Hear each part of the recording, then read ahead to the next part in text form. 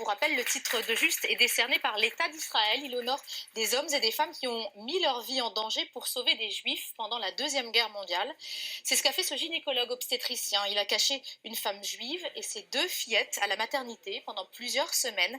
Une histoire racontée par notre confrère Sébastien Bailly dans son ouvrage Les Miraculés. Jean-Marc Pitt et Bruno Bellamri. Si elle est aujourd'hui au CHU de Rouen, c'est pour rendre hommage à l'homme à qui elle doit la vie sauve.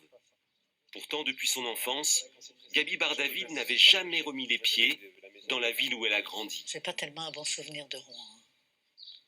Qu'est-ce que vous en avez gardé justement de cette époque? C'était une ville très antisémite. J'avais 10 ans, j'allais chez le boulanger, dans la rue on m'arrêtait, on me dit t'as pas mis ton étoile.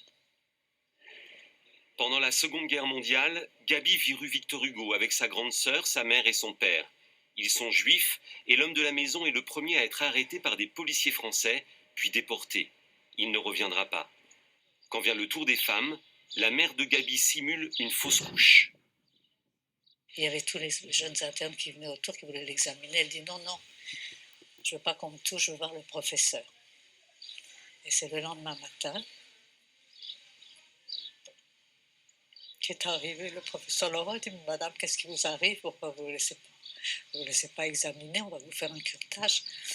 Alors elle dit mais docteur, j'ai rien. Je suis juive, on m'a arrêtée, j'ai dit que j'étais malade. Elle l'a appris comme ça, elle a dit vous venez dans mon service. Et nous sommes restés 2 ans à l'hôpital. Le professeur Georges Lauré est le seul habitant de Rouen à être distingué comme juste en Israël. Quand il écrit son histoire et celle des 3 femmes qu'il a sauvées, Sébastien Bailly découvre une ville plus terrible pour ses habitants juifs que tout le reste du pays. On a été particulièrement efficace à Rouen dans les rafles, dans le pourcentage de juifs qui ne seront jamais revenus. Il y a une sorte de chose assez glaçante dans le caractère administratif des rafles qui laisse un peu sans voix à la fin du récit.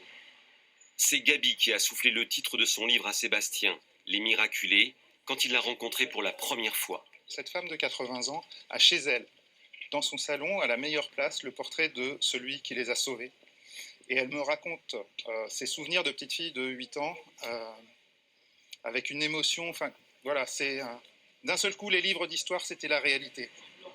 Gaby est désormais la seule survivante de cette histoire. Aucune des 3 femmes n'a revu son sauveur.